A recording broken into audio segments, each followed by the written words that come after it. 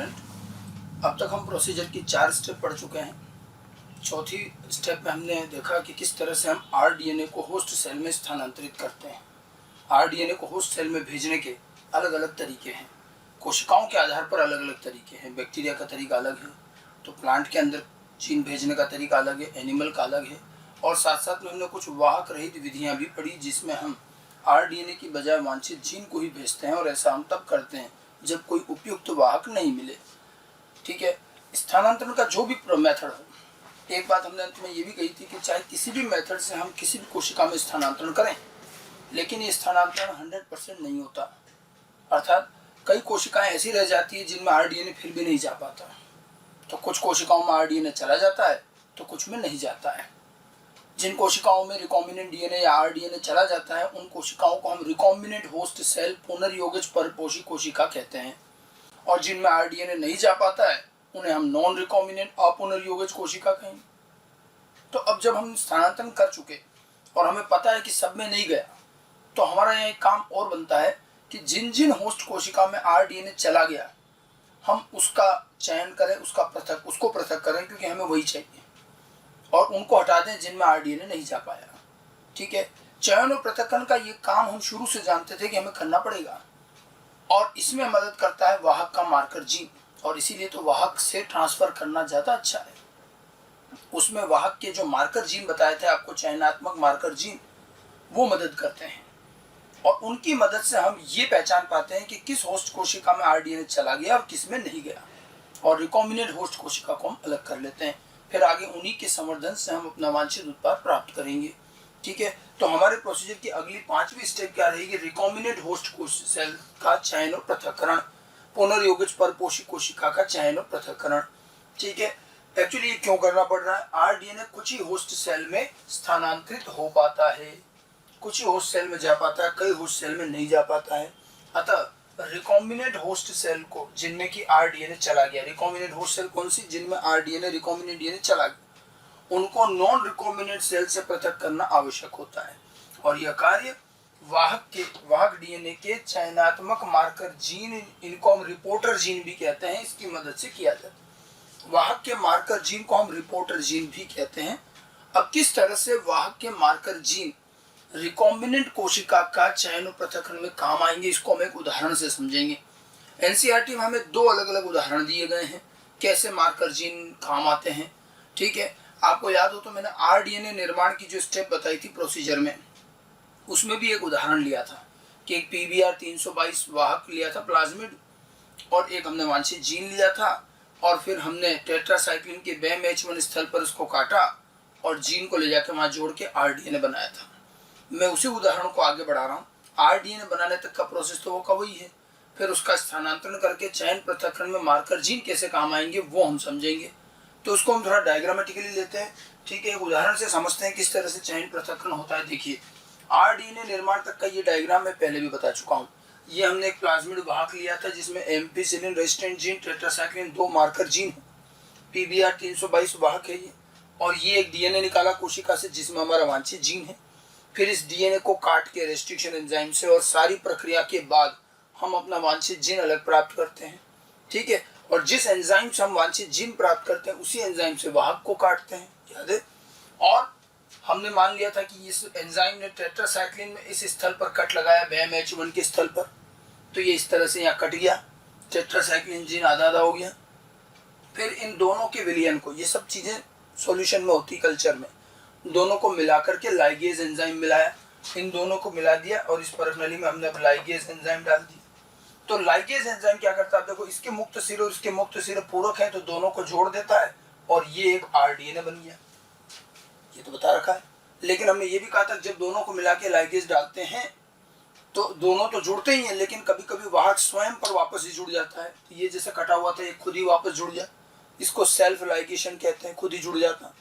जब ये खुद ही जुड़ जाता है तो इसके पास दोनों मार्कर जीन पहले की तरह वापस हो जाएंगे, इसको सेल्फ लाइगेटेड वाहक कहेंगे।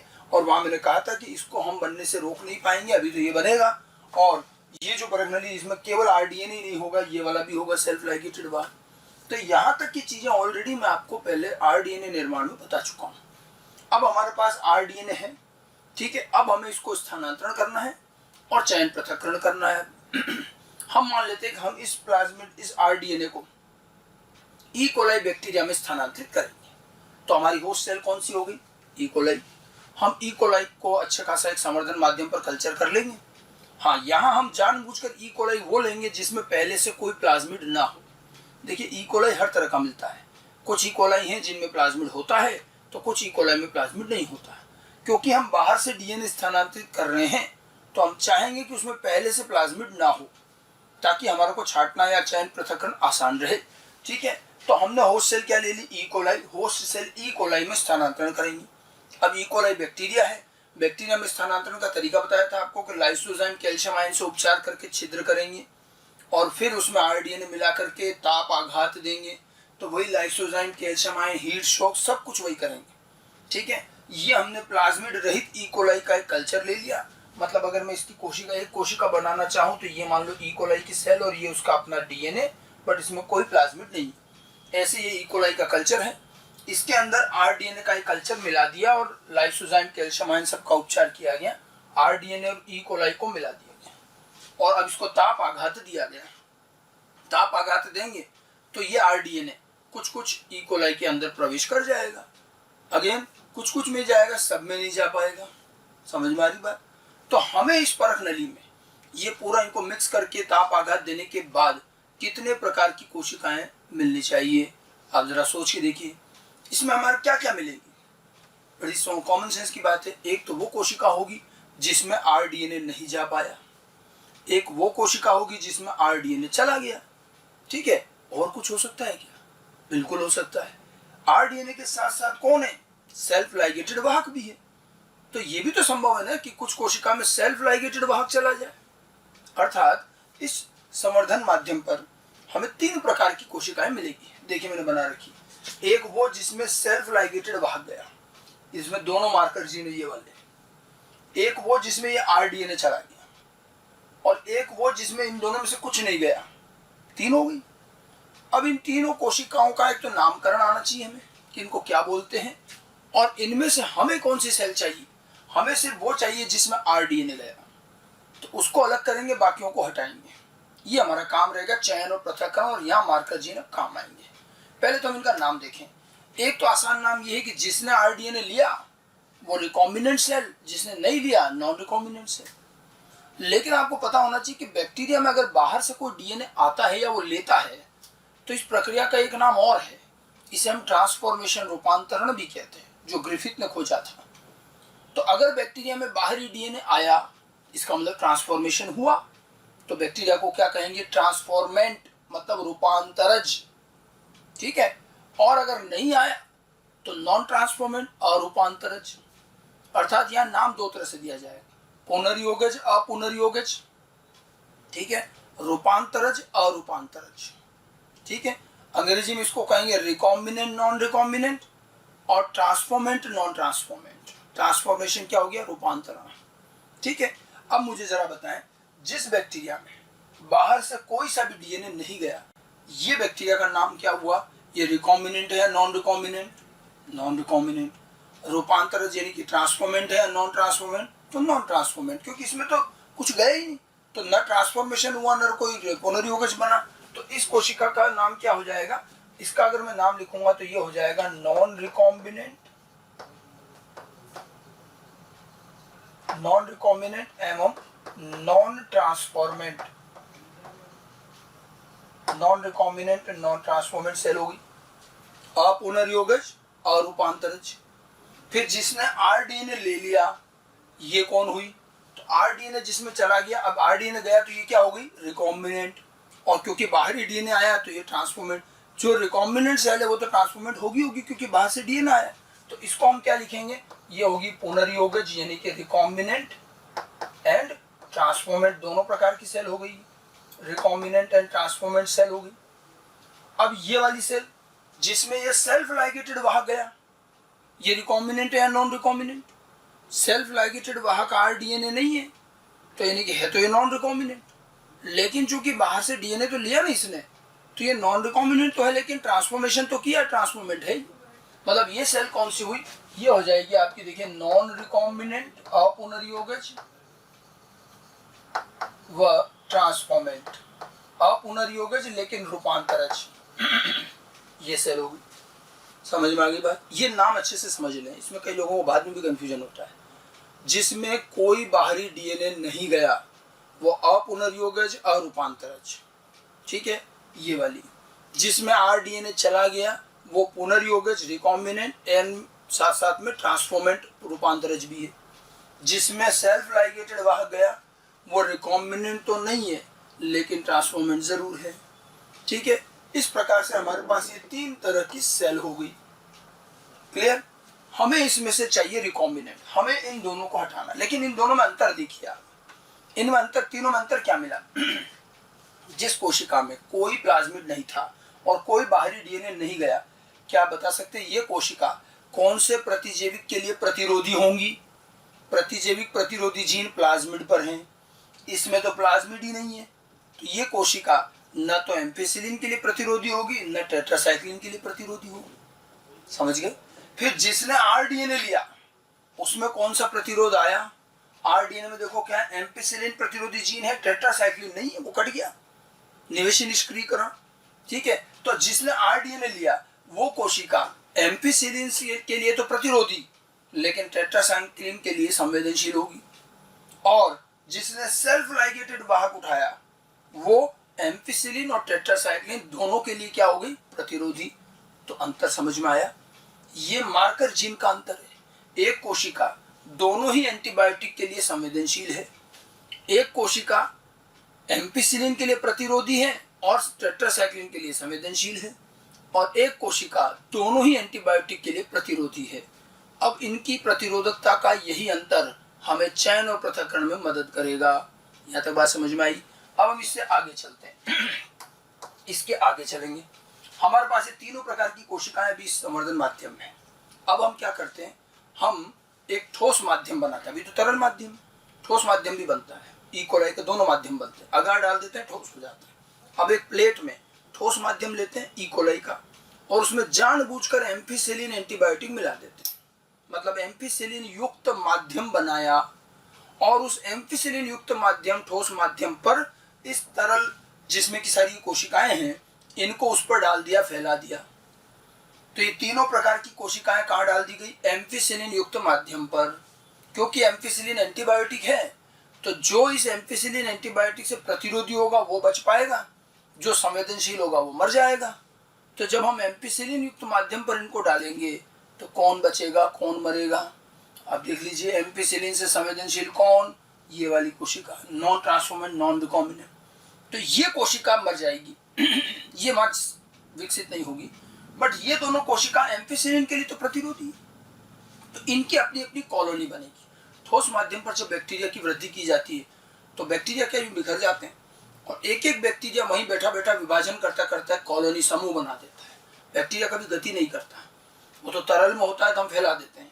जो बैक्टीरिया जहाँ बैठा वहीं का वहीं एक कॉलोनी बन जाती है। तो हमें इस बैक्टीरिया की भी कॉलोनी मिलेगी, इसकी भी मिलेगी, दोनों एक जैसी दिखेगी, ठीक है, और दोनों ही एम्पिसिलिन से प्रतिरोधी है, दोनों की। तो हमने क्या किया, अगला अगर हम भाग लेंगे तो अगला भाग क्या है, सारी कोशिकाओं को हमने एम्पिसिलिन युक्त माध्यम पर संवर्धित किया। तो एम्पिसिलिन युक्त माध्यम पर संवर्धन करने से क्या हुआ, सारी नॉन ट्रांसफॉर्मेंट सेल्स मर जाती हैं। नॉन ट्रांसफॉर्मेंट कौन सी? आप देखो, इन दोनों में ये दोनों ट्रांसफॉर्मेंट तो है ना, और ये नॉन ट्रांसफॉर्मेंट है, तो कौन मर गया? नॉन ट्रांसफॉर्मेंट मर गया।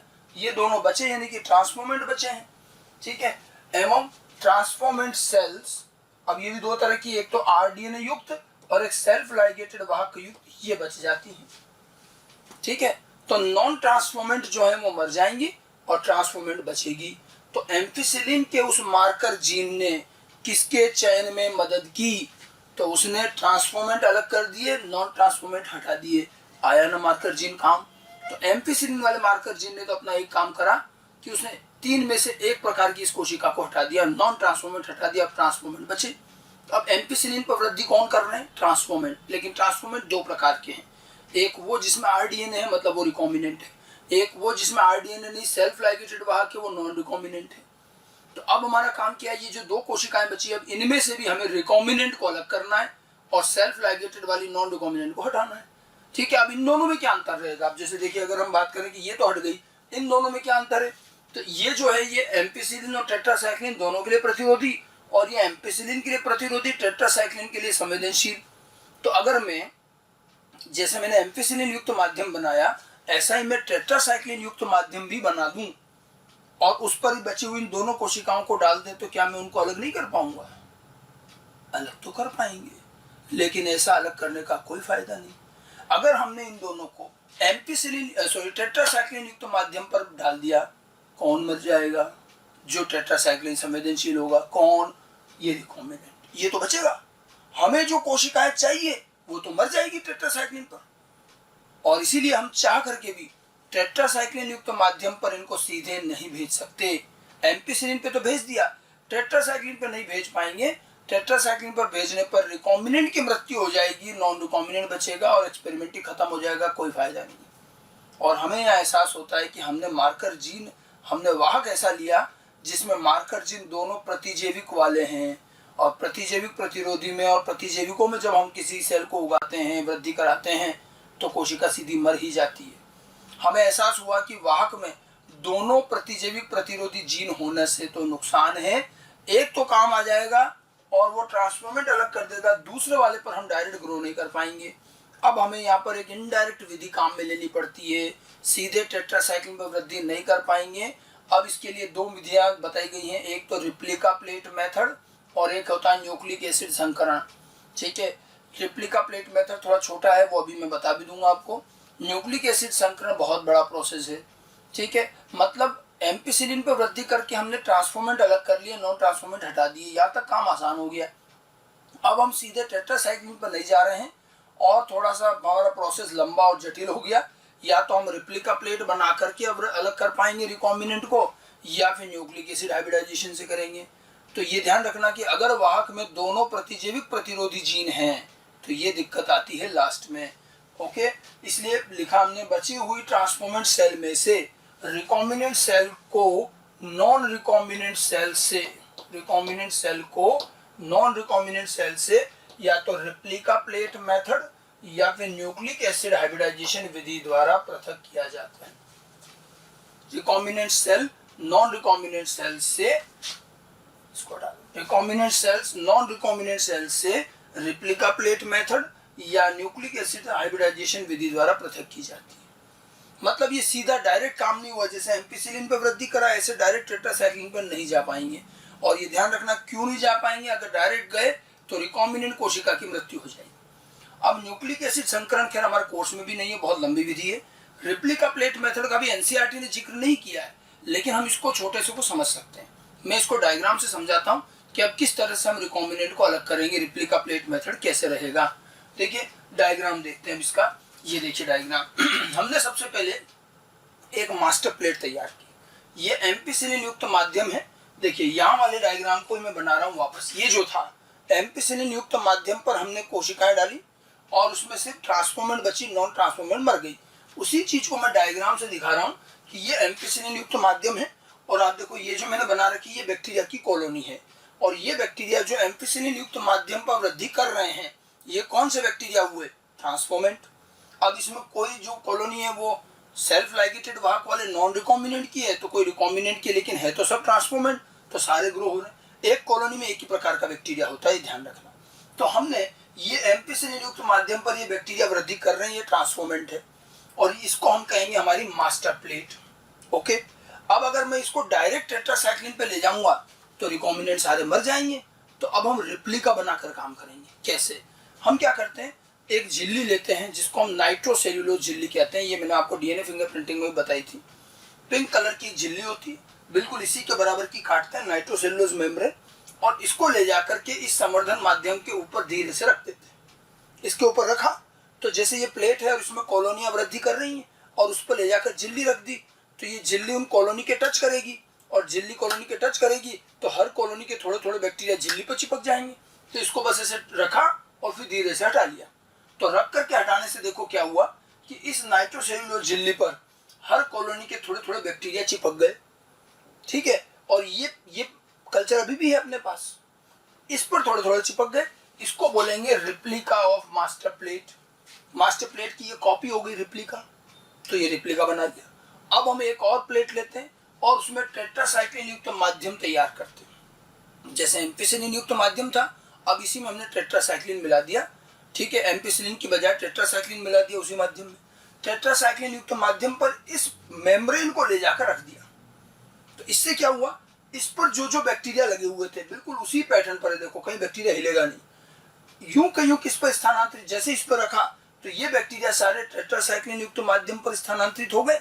मेम्ब्रेन को इस पर रखा और धीरे से उठा लिया तो बैक्टीरिया सारे इस संवर्धन माध्यम पर आ गए। तो हमने इसके बैक्टीरिया, हर कॉलोनी के थोड़े थोड़े बैक्टीरिया टेट्रासाइक्लिन युक्त माध्यम पर पहुंचाए, लेकिन रिप्लिका के माध्यम से पहुंचाए, और ये प्लेट हमारे पास अभी भी रखी है हमने। ठीक है, अब हम इसका संवर्धन होने देते हैं।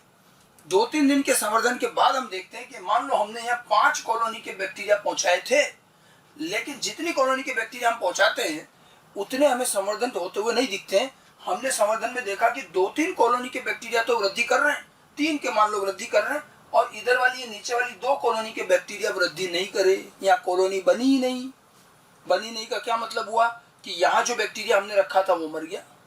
तो ये 3 कॉलोनी अगर दिख रही है तो इसका मतलब इस कॉलोनी के बैक्टीरिया जीवित हैं, और इसके बैक्टीरिया नहीं दिख रहे, मतलब इस कॉलोनी के बैक्टीरिया मर गए, कॉलोनी बनी नहीं। तो जो अब टेट्रासाइक्लिन युक्त माध्यम पर भी जीवित है वो कौन हुआ, जो टेट्रासाइक्लिन प्रतिरोधी होगा वो कौन, वो है सेल्फ लाइगेटेड वाहक वाला नॉन रिकॉम्बिनेंट। तो ये जिनकी कॉलोनी बन रही है ये सेल्फ लाइगेटेड वाहक युक्त नॉन रिकॉम्बिनेंट सेल है। ठीक है, और जो मर गए ये रिकॉम्बिनेंट है। समझ गए? तो टेट्रासाइक्लिन ने ही, और टेट्रासाइक्लिन वाले मार्कर जीन ने ही हमें रिकॉम्बिनेंट नॉन रिकॉम्बिनेंट की पहचान करवाई। मार्कर जीन काम तो आया, लेकिन थोड़ा कार्य लंबा हुआ, हमें रिप्लिका बनाकर करना पड़ा, डायरेक्ट नहीं कर पाए। डायरेक्ट करते तो सारा रिकॉम्बिनेंट मर जाता। अब देखो रिप्लिका बनाकर करने का क्या फायदा हुआ, रेप्लिका बनाकर करने का फायदा ये हुआ कि यहाँ दिख गया ना कि ये मर गए, लेकिन ये दोनों अपने पास है ना, अभी ये प्लेट तो है ना, हमने इसका तो कॉपी बनाई थी इसलिए बनानी पड़ती। अगर सबको ले आते तो फिर सारा रिकॉम्बिनेंट खत्म हो जाता। अभी नहीं खत्म हुआ, वो दोनों बैक्टीरिया है हमारे पास, कॉलोनी है। तो ये जो पूरी विधि है ये रिप्लिका प्लेट मेथड कहलाती है। अब हम पुनः जाएंगे मास्टर प्लेट पर। हमें पता चल चुका है कि ये दोनों जो है हमारी ये जो दोनों कॉलोनी है ये है रिकॉम्बिनेंट कॉलोनी, वो वहां देख के पता चल रहा है। अब हम इसको क्या करते हैं, अगार वाला माध्यम होता है तो इस कॉलोनी के आसपास से माध्यम को काट के उठा लेते हैं और इनको अलग से कल्चर कर लेंगे, इन 3 को रहने देंगे। तो ये जो कॉलोनी है ये वाली दोनों जो है ये रिकॉम्बिनेंट सेल की कॉलोनीज हो गई। ठीक है, रिकॉम्बिनेंट सेल की कॉलोनीज हो गई। इन्हें यहां से पृथक करते हैं,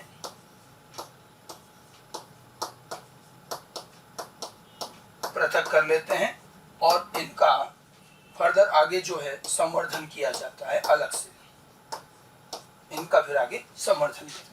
इस तरह से हमने ये 2 कॉलोनी उठा ली, क्योंकि हमें पता है कि यही 2 रिकॉम्बिनेंट है, ये तीनों नहीं है, और इनको पृथक करके इनका संवर्धन कर लिया, और इस तरह से हमें रिकॉम्बिनेंट होस्ट सेल प्राप्त हो गई। अब आपसे पूछा जाए कि इस पूरी चयन पृथक्करण की प्रक्रिया में मार्कर जीन काम आए कि नहीं आए? बिल्कुल आए। 2 मार्कर जीन थे, क्या दोनों काम आए? क्योंकि हमने आरडीएनए बनाया था तो एक मार्कर जीन तो बचा रहा था, एक मार्कर जीन का निवेशी निष्क्रियकरण हो गया था, जीन लगाने की वजह से वो तो कट गया था। एम्पिसिलिन वाला तो बचा रह गया था, टेट्रासाइक्लिन का निवेशी निष्क्रियकरण हो गया था। क्या फिर भी दोनों मार्कर जीन काम आए? बिल्कुल आए। एम्पिसिलिन जिसका की निवेशी निष्क्रियकरण नहीं हुआ, वो एम्पिसिलिन प्रतिरोधी जीन किसके चयन में मदद करता है? तो वो ट्रांसफॉर्मेंट के चयन में मदद करी, पहले यही करा ना उसने। और जिसका निवेशी निष्क्रियकरण हो गया टेट्रासाइक्लिन जीन, उसने किसके चयन में मदद करी? तो उसने पुनर्योगज के चयन में, रिकॉम्बिनेंट के चयन में मदद करी। अर्थात वाहक के दोनों मार्कर जीन काम आए। जिस मार्कर जीन का निवेशी, मेरी बात ध्यान से सुनना, जिस मार्कर जीन का निवेशी निष्क्रियकरण नहीं होता है वो ट्रांसफॉर्मेंट को सेलेक्ट करता है, और जिसका निवेशी निष्क्रियकरण हो जाता है वो अंत में रिकॉम्बिनेंट का सिलेक्शन करता है, और दोनों मार्कर जीन काम आते हैं।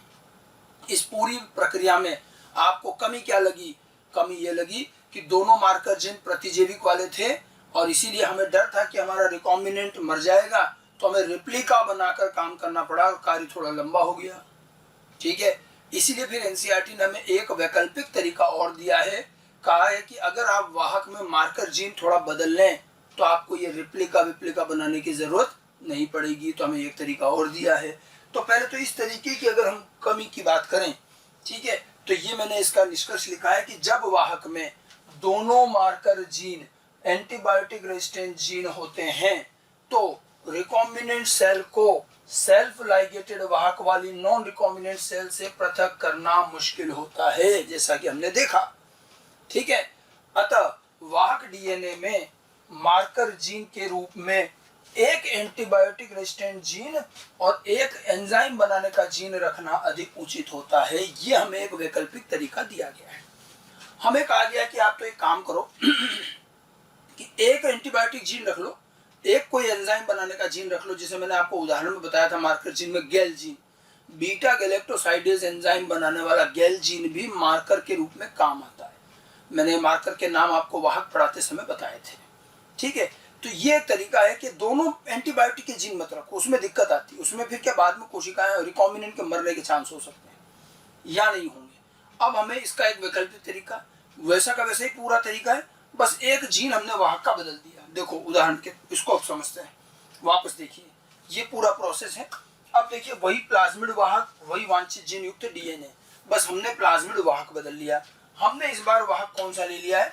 हमने लिया है PUC 18 PUC 19, 18 या 19 में से कोई सा भी। पहले लिया था PBR 322। तो PBR में दोनों मार्कर जीन क्या थे?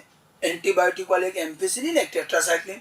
लेकिन PUC वाहक में क्या होता है? एक तो एम्पिसिलिन वाला जीन होता है, एक होता है इसमें गेल जीन जो बीटा गैलेक्टोसाइडेज एंजाइम बनाता है। तो टेट्रासाइक्लिन की जगह इसमें क्या है? एंजाइम बनाने वाला गेल जीन, बीटा गैलेक्टोसाइडेज एंजाइम बनाने वाला गेल जीन, बस। ठीक है, एक चेंज किया है, अब पूरा प्रोसेस वैसा का वैसा ही है। फिर से देखिए, अब हमने, अच्छा गेल जीन क्या करता है देख लो। गेल जीन एक बीटा गैलेक्टोसाइडेज एंजाइम बनाता है और बीटा गैलेक्टोसाइडेज एंजाइम एक अभिक्रिया करते हैं जिसमें वो एक रंगहीन पदार्थ एक्स गेल, ये सिंथेटिक मटेरियल होता है, रंगहीन एक्स गेल पदार्थ का विघटन करते हैं और सरल उत्पाद में तोड़ देते हैं। और जब ये विघटन करके सरल उत्पाद बनते हैं तो इन सरल उत्पादों का रंग आता है नीला। मतलब इस एंजाइम से रंग बदलने वाली एक अभिक्रिया होती है और रंगहीन पदार्थ नीले रंग के उत्पादों में बदलता है। ठीक है, गेल जीन के बीटा गैलेक्टोसाइडेज एंजाइम के रंग बदलने वाली इसी अभिक्रिया को अब हम मार्कर की तरह यूज करेंगे चयन और पृथक्करण के लिए। तो ये पहले ध्यान रखना, ये टेट्रासाइक्लिन नहीं है, अब है गेल जीन जो एक एंजाइम बीटा गैलेक्टोसाइडेज बनाता है और वो रंगहीन एक्स गेल को नीले रंग के उत्पाद में बदल देता है। हम इसी अभिक्रिया को मार्कर के रूप में काम में लेंगे। अब हमने क्या किया, दोनों को वापस वही समान एंजाइम से काटा, पूरा प्रोसेस सेम है। इधर हमें वांछित जीन मिल गया जैसे पहले बताया था, और यहाँ पर अब इस पहले टेट्रासाइक्लिन जीन को काटा था, अब उसकी जगह गेल जीन है तो गेल जीन कट गया, ये कट गया। फिर दोनों को मिला के लाइगेज डाल दिया, तो यहाँ देखो ये वांछित जीन जोड़ के RDNA बन गया और सेल्फ लाइगेशन हुआ तो ये पुनः जुड़ गया, तो एम्पिसिलिन और गेल जीन वापस आ गए। बस टेट्रासाइक्लिन की जगह गेल जीन चलेगा और कुछ भी नहीं। फिर इसी तरह से इनको हमने होस्ट सेल ई कोलाई में ट्रांसफर किया, वही सारा प्रोसेस लाइसोजाइम, कैल्शियम आयन, ताप आघात और प्लाज्मिड रहित ई कोलाई में स्थानांतरित किया, तो फिर से वही 3 प्रकार की कोशिकाएं मिलेंगी। ठीक है, ये 3 प्रकार की कोशिकाओं में ये तो कौन सी थी? वही जो मैंने आपको नाम बताया था, non recombinant and non transformant. न तो ये रिकॉम्बिनेंट है न ये ट्रांसफॉर्मेंट है, दोनों ही नहीं है, कोई बाहरी डीएनए नहीं आया। ये जो होंगी ये रिकॉम्बिनेंट और ट्रांसफॉर्मेंट दोनों हो जाएंगी। बाहर से डीएनए लिया और वो भी RDNA लिया, इसने बाहर से डीएनए लिया लेकिन वो RDNA नहीं है, तो ये भी नॉन रिकॉम्बिनेंट, ठीक है, लेकिन ट्रांसफॉर्मेंट जरूर है, ये ट्रांसफॉर्मेंट सेल। ठीक उसी तरह से ये 3 प्रकार की सेल हो गई, कोई चेंज नहीं। ठीक है, इसमें तो कोई गया ही नहीं बाहर से डीएनए, इसमें वही RDNA गया और इसमें गया सेल्फ लाइगेटेड। अब इसमें जीन कौन से सेल्फ लाइगेटेड में? एम्पिसिलिन, गेल जीन, टेट्रासाइक्लिन नहीं है। अब हमने क्या किया, अब हम क्या कर रहे हैं, वापस इसका एम्पिसिलिन युक्त माध्यम पर संवर्धन करेंगे। बिल्कुल वही प्रोसेस चल रहा है, देख लो अभी तक तो, है ना। अब देखो क्या होगा, इसका एम्पिसिलिन युक्त माध्यम पर संवर्धन करेंगे तो फिर से क्या हो जाएगा, नॉन ट्रांसफॉर्मेड सेल मर जाएगी और ट्रांसफॉर्मेड सेल जो आरडीएनए युक्त और सेल्फ लाइगेटेड वाहक युक्त ये बच जाएगी। तो यहां तक का प्रोसेस तो पिछले वाले प्रोसेस के समान ही है। हमने वाहक में एक मार्कर जीन बदला है, टेट्रासाइक्लिन की जगह गैल जीन, उसके बावजूद भी यहां तक एम्पिसिलिन में वृद्धि कराने तक का प्रोसेस सेम है। अब अंत में जहां हमने कहा था कि अगर हम एम्पिसिलिन में वृद्धि कराने के बाद ट्रांसफॉर्मेंट बच गए, फिर हम कह रहे थे कि भाई अगर हम टेट्रासाइक्लिन में करा लेंगे वृद्धि तो रिकॉम्बिनेंट मर जाएगा, इसलिए फिर हमने रिप्लिका बनाकर वृद्धि कराई, यही प्रॉब्लम थी। अब यहाँ पर आपको रिप्लिका नहीं बनानी है, आपने एम्पिसिलिन युक्त माध्यम पर वृद्धि करा के ट्रांसफॉर्मेंट छांट लिए। अब आप एक माध्यम और बना दो जिसमें एक्स गेल मिलाओ, वो अभी बताया था, जो एक्स गेल मिलाओ और इन ट्रांसफॉर्मेंट सेल को उस एक्स गेल युक्त माध्यम पर वृद्धि करा दो। ठीक है, एक्स गेल में किसी की मृत्यु नहीं होती, लेकिन यहाँ पर दो अलग अलग रंगों की कॉलोनी दिखेगी। हमने क्या किया, बची हुई ट्रांसफॉर्मेंट सेल को एक्स गेल युक्त माध्यम पर संवर्धित किया। यह माध्यम है एक्स गेल युक्त माध्यम, इस पर इन ट्रांसफॉर्मेंट सेल को डाला गया। तो आश्चर्यजनक बात यह रही कि हमें दो अलग अलग रंगों की कॉलोनी दिखाई दी, कुछ नीले रंग की कॉलोनी दिखाई दी है और कुछ सफेद रंग की रंगहीन दिखाई दी। इसका मतलब यह हुआ कि कुछ बैक्टीरिया या कुछ कॉलोनी के बैक्टीरिया तो माध्यम के एक्स गेल को तोड़कर सरल उत्पाद में बदल रहे हैं, इसीलिए वो नीले हो गए, और कुछ ये काम नहीं कर पा रहे। अर्थात कुछ बैक्टीरिया के पास में गेल जीन है, भाई गेल जीन है तभी तो गैलेक्टोसाइडेज एंजाइम बन रहा है, और गैलेक्टोसाइडेज एंजाइम बन रहा है वही बैक्टीरिया माध्यम के एक्स गेल को नीले रंग में बदल रहा है। ठीक है, और जो आपके पास जिसके पास गेल जीन नहीं है वो ये काम नहीं कर पा रहा है, तो उसकी कॉलोनी रंगहीन आएगी। तो नीले रंग की कॉलोनी का मतलब इसके पास गेल जीन है, और गेल जीन किसके पास होगा, जिसके पास सेल्फ लाइगेटेड वाहक गया, क्योंकि सेल्फ लाइगेटेड वाहक में तो गेल जीन पूरा है। जिसके पास आरडीएनए गया उसमें तो गेल जीन का निवेशी निष्क्रियकरण हो गया, कट गया था वो तो। ठीक है, यानी कि नीले रंग की जो कॉलोनी है वो कौन हुई, सेल्फ लाइगेटेड वाहक युक्त नॉन रिकॉम्बिनेंट सेल।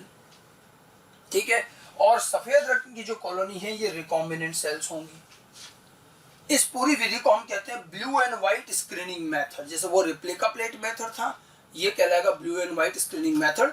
कोई रिप्लिका बनाने की जरूरत नहीं है, एम्पिसिलिन में वृद्धि कराया, फिर इसी तरह से आप एक्स गेल युक्त माध्यम में वृद्धि करा लो, कोई कोशिका नहीं मरी, देखो दोनों जीवित हैं। रंग का बदलाव आया, एक नीले रंग का एक सफेद रंग का। अब हमने पहचान कर ली कि जो सफेद रंग की कॉलोनी है वो कौन हो गई, रिकॉम्बिनेंट। अब इन सारी कॉलोनी को हम यहाँ से माध्यम काट करके धीरे से उठा लेते हैं इन सबको।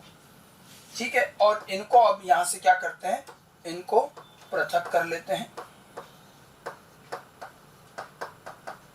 इन रिकॉम्बिनेंट सेल को पृथक कर लेते हैं और फिर इनका अलग से हम संवर्धन करते हैं, और इस तरह से हमें रिकॉम्बिनेंट सेल प्राप्त हो जाए। बिना किसी रिप्लिका प्लेट की कार्य किए हुए भी ये काम हो गया।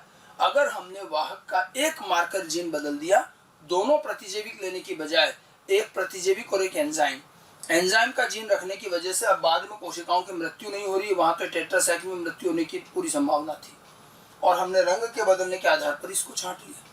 यह ब्लू एंड व्हाइट स्क्रीनिंग है। कुछ लोगों का मानना है कि आप तो ये दो स्टेप भी करने की जरूरत नहीं है, आप तो क्या करो, ये एम्पिसिलिन युक्त माध्यम लिया, इसमें एम्पिसिलिन के साथ ही क्या मिला, दो एक्स गेल, और ये काम एक साथ भी हो सकता है, दो बार भी वृद्धि नहीं करनी। एक ही परत में एक ही प्लेट ले लो, एम्पिसिलिन भी डालो और एक्स गेल भी डाल दो, और वो जो तीनों कोशिकाएं थी सबको डाल दो।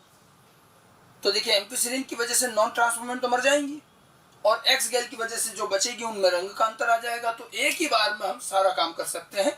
और यहाँ भी वही हुआ, जिसका निवेशी निष्क्रियकरण नहीं हुआ वो मार्कर जीन अर्थात एम्पिसिलिन जीन ने ट्रांसफॉर्मेंट के चयन में मदद की, और जिसका निवेशी निष्क्रियकरण हुआ अर्थात गेल जीन उसने रिकॉम्बिनेंट के चयन में मदद की।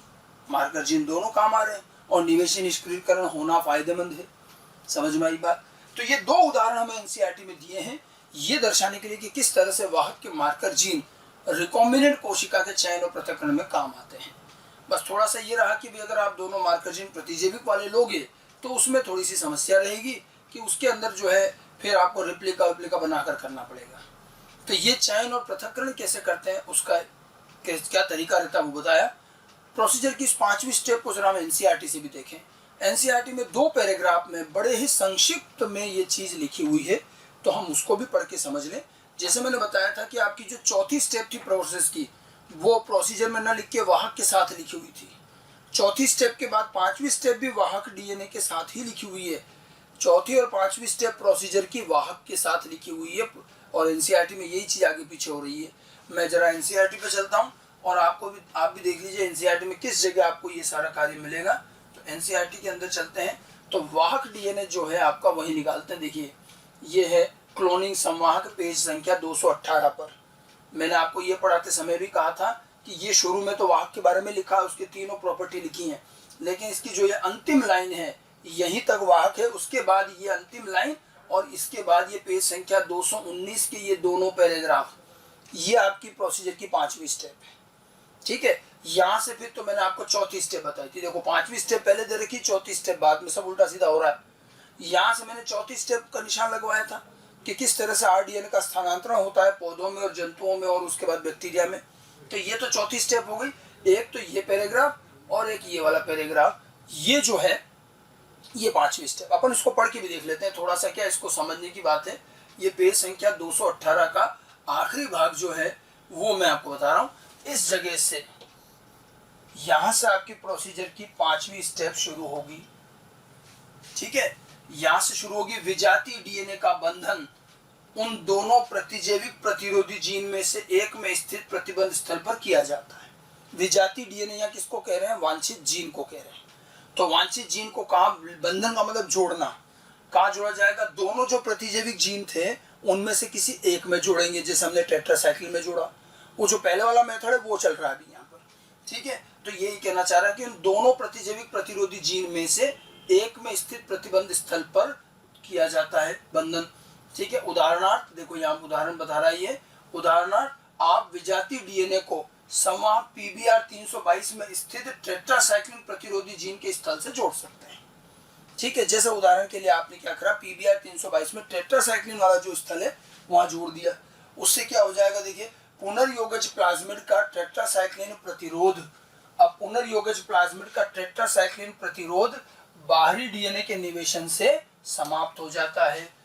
ठीक है, पुनर्योगज प्लाज्मिड जो है, क्योंकि उसमें अब टेट्रासाइक्लिन जीन हमने वो लगा दिया, तो अब उसमें टेट्रासाइक्लिन रेजिस्टेंस खत्म हो गया, निवेशी निष्क्रियकरण। किंतु रूपांतरज को, अब यहाँ देखिए ये लिखा है, टेट्रासाइक्लिन युक्त माध्यम में फैलाकर इसका अपुनर्योगज से अभी भी चयन कर सकते हैं। इस लाइन में थोड़ी सी गड़बड़ है। ये क्या, जब एनसीईआरटी पिछले साल बदली तो उसमें ये शब्द बदल दिया। पहले यहाँ पर लिखा हुआ था एम्पिसिलिन, तो ये ध्यान रखिए यही करें, टेट्रासाइक्लिन नहीं, क्योंकि आगे नहीं तो हम समझ नहीं पाएंगे। इसको हम क्या करें, एम्फिसिलिन करें। ठीक है, तो एम्फिसिलिन युक्त माध्यम पर फैलाकर इसका अपुनर्योगज से अभी भी चयन कर सकते हैं। ठीक है, मैं इसलिए कह रहा हूं एम्फिसिलिन। अब ये कहना क्या चाह रहा है कि हमारा जो वो प्लाज्मिड था उसमें हमने क्या किया, वांछित जीन लगा दिया, तो उससे टेट्रासाइक्लिन प्रतिरोधकता खत्म हो गई। और टेट्रासाइक्लिन प्रतिरोधकता खत्म होने के बाद भी लिख रहा नहीं है कि समाप्त हो गए, लेकिन रूपांतरज मतलब जिसमें हमने जीन स्थानांतरण किया वो उसको कहते हैं हम। ठीक है, लेकिन तब भी इनको एम्पिसिलिन युक्त माध्यम पर फैलाकर अपुनर्योगज से चयन कर सकते हैं, बजाय कि टेट्रासाइक्लिन। पहले हम एम्पिसिलिन पे तो वृद्धि कराते। फिर देखो नीचे क्या लिखा, एम्पिसिलिन युक्त माध्यम पर वृद्धि करने वाले रूपांतरज। तो जब एम्पिसिलिन पर वृद्धि कराओगे तभी तो वापस यहाँ भी एम्पिसिलिन की बात आ रही है। तो पहले हमने टेट्रासाइक्लिन पर वृद्धि कराकर अपुनर्योगज से अगर अलग ही कर लिया तो फिर आगे का काम कर क्यों रहे? एनसीईआरटी ने कहीं भी सेल्फ लाइगेटेड वाहक की बात नहीं लिखी है, न ही रिप्लिका प्लेट मेथड की बात लिखी है। इसलिए यहाँ आधा अधूरा पार्ट है, जो है वो समझ लें, बाकी पूरी बातें एनसीईआरटी ने नहीं लिखी, ये ध्यान रखना। ठीक है, आप इसको एम्पिसिलिन करेंगे ज्यादा बेहतर रहेगा। पिछले साल की एनसीईआरटी तक एम्पिसिलिन ही था। ठीक है, अब ये कहना चाह रहे हैं कि भले इसमें टेट्रासाइक्लिन प्रतिरोध समाप्त हो गया हो, फिर भी इसको एम्पिसिलिन युक्त माध्यम पर फैलाकर इसका अपुनर्योगज से अभी भी चयन कर सकते हैं। अब एम्पिसिलिन पर फैलाकर अपुनर्योगज अलग होते हैं कि नहीं होते? एम्पिसिलिन पर हम जब उसको डालते हैं तो क्या अलग होता है? अपुनर्योगज होता है क्या? अब कुछ कहेंगे नहीं सर, आपने तो कहा था कि नॉन ट्रांसफॉर्मेंट मर जाते हैं और ट्रांसफॉर्मेंट बचते हैं। अरे भाई, तो जो नॉन ट्रांसफॉर्मेंट हटे, क्या वो नॉन रिकॉम्बिनेंट नहीं थे क्या? ठीक है, तो ये अपुनर्योगज कौन से हैं, ध्यान रखिएगा। ये अपुनर्योगज कौन से, तो अपनी कॉपी में भी इसको या एनसीईआरटी में भी लिख लें, अपुनर्योगज कौन से हैं जो नॉन रिकॉम्बिनेंट थे,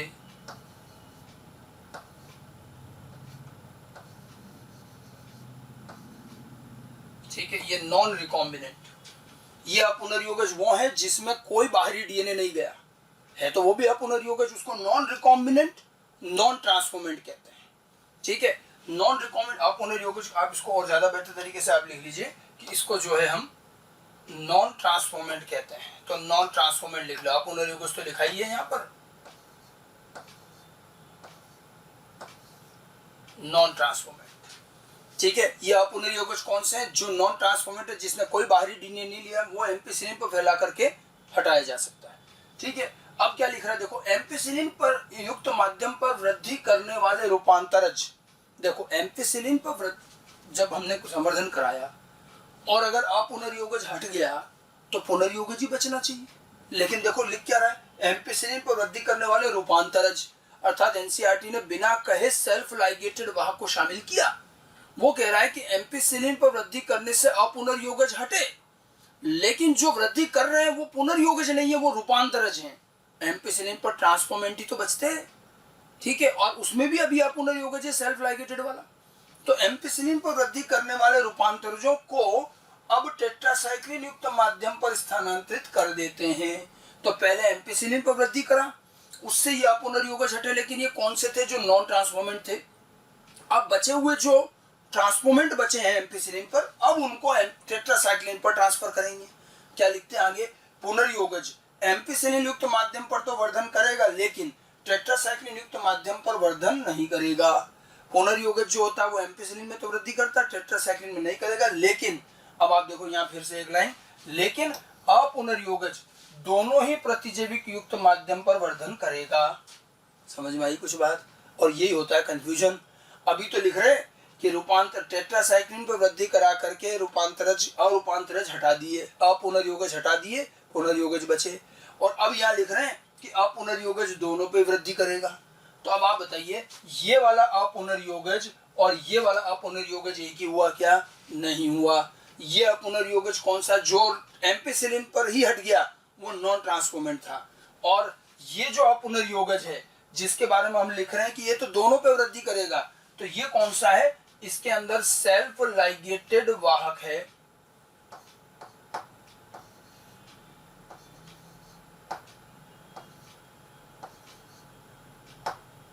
सेल्फ लाइगेटेड वाहक युक्त।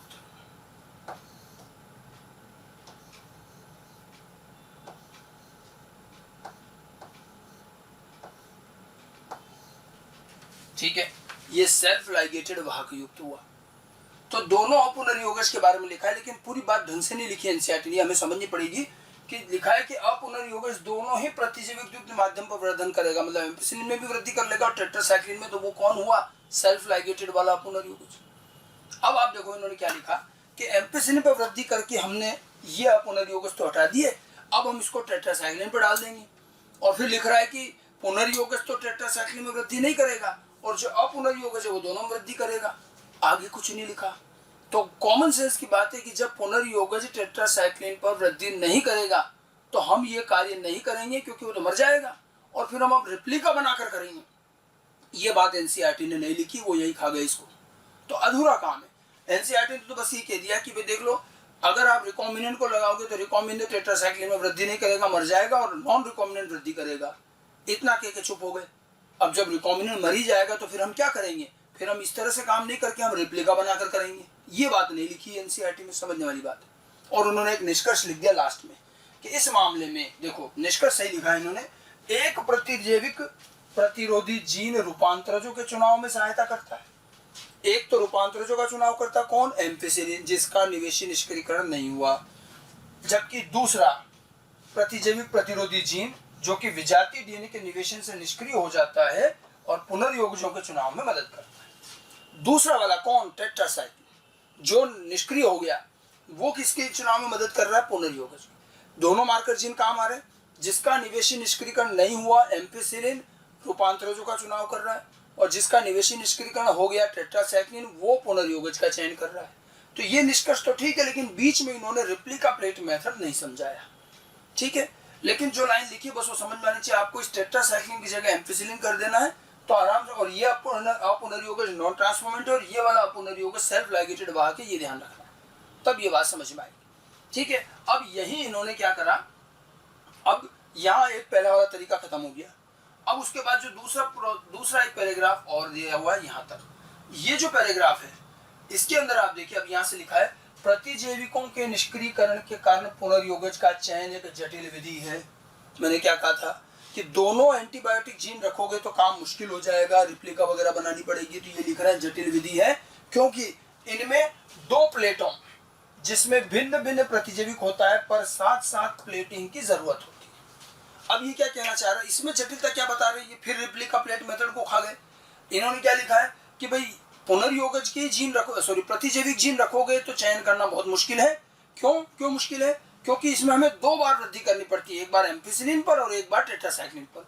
तो दो अलग अलग प्रतिजैविकों पर साथ साथ प्लेटिंग करनी पड़ेगी। लेकिन यहाँ ये और लिखना चाहिए था कि दो पर तो वृद्धि करनी है और रेप्लिका बनाकर करनी पड़ेगी, ये बात इन्होंने यहाँ नहीं लिखी। ठीक है, इसलिए जटिलता है। तो अब इन्होंने एक वैकल्पिक तरीका दिया, इस कारण से वैकल्पिक वर्ण योग्य चिन्हों का विकास हुआ। वैकल्पिक वर्ण योग्य चिन्ह, वर्ण योग्य चिन्ह का मतलब हुई सेलेक्टेबल मार्कर जीन।